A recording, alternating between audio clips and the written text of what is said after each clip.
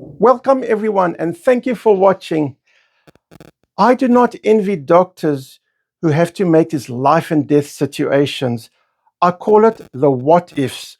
What if someone's not properly conscious? He might live, he might die. Half the family say he should live, half the family say he should die. What happens if there's a 10% chance of saving someone's life?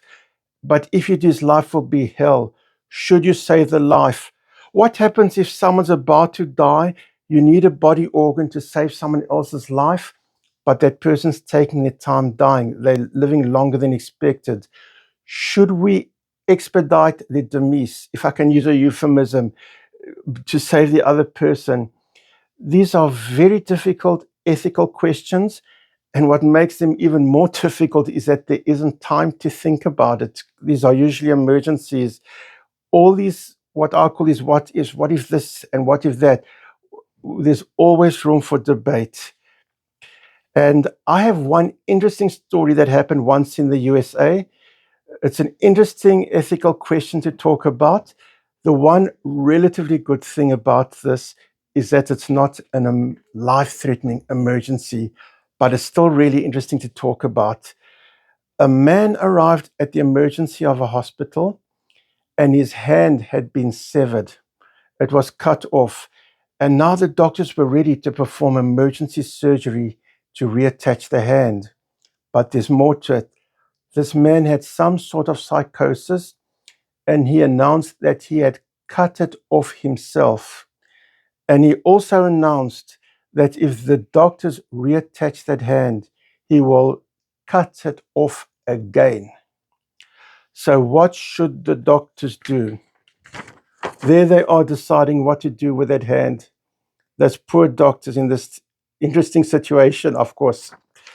And what makes it so tricky is they have so little information. Like, does this happen often with this person? Maybe this urge to cut off his hand is all the time. Maybe it's very seldom. Maybe he's on medication and he forgot to take his medication. Maybe someone should have supervised him and someone did not do that. There's no medical records. There's no one they can talk to find out what to do. And what makes it even more difficult is that it's an absolute emergency. The longer they wait, the harder it's going to be, and the less likely that reattachment will be successful. The surgeon did contact a judge, and the judge said to respect this man's wishes and not reattach the hand. And the surgeon complied with what the judge suggested. So it is a very tricky situation, and we can actually discuss it on and on. What's the right thing to do? And I do believe much later that man tried to sue the hospital, but the jury did decide with the doctors. And so this brings up lots of questions. Can a psychotic patient make medical decisions? Should the doctors override this person's refusal? Um, if so, when should they do it? And no one can predict the future. And as I said, what makes it so difficult, that clock is ticking. Every moment counts and the seconds are slipping away. There isn't time to wait regarding that hand. So that's a very interesting question. And there's those poor doctors again.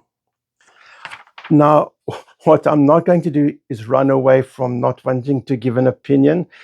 That's what I'm here for. So I have to think very carefully about this. And that's the paradox, because those doctors don't have time to think.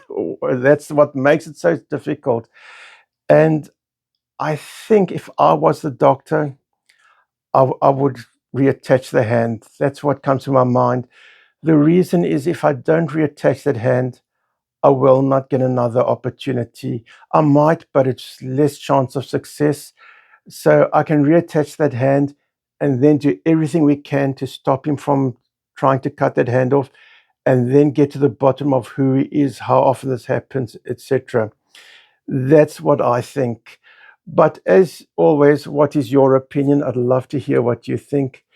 It is a difficult situation. Thank you all for watching.